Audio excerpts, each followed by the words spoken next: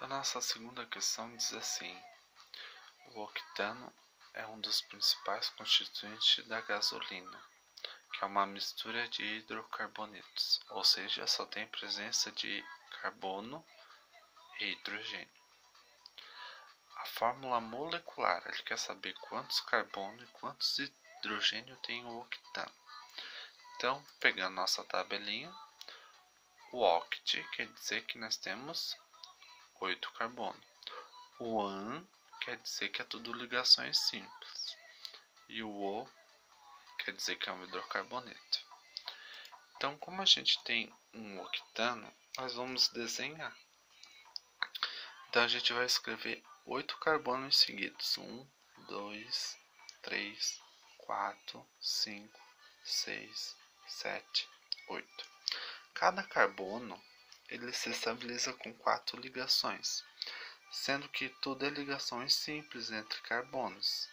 Então, todos eles estão interligados. E agora a gente vai acrescentar os hidrogênios. Cada carbono precisa ter 4.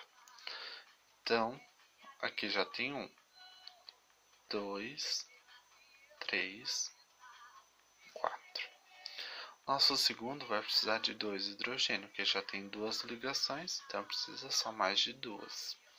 E assim com todos os meus outros carbonos secundários. Por que secundários? Porque está ligado com 2 carbonos ao seu redor. Então a gente vai acrescentando os hidrogênios.